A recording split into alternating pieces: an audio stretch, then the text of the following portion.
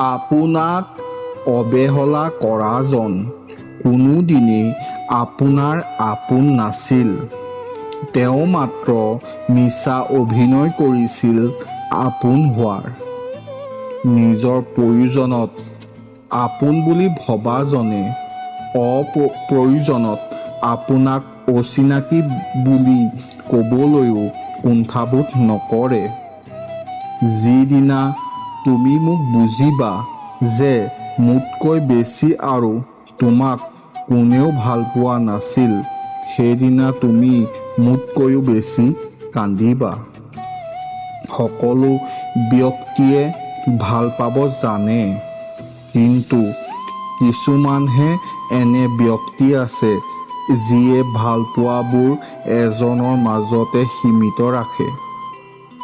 জীৱনত নিজৰ লেখীয়া মানুহ ক'তো নোপোৱা, আৰু যদিও বিচাৰি ফুৰা লাভ নহ'ব, পিছলৈ অকলশৰীয়া হৈ যাবা।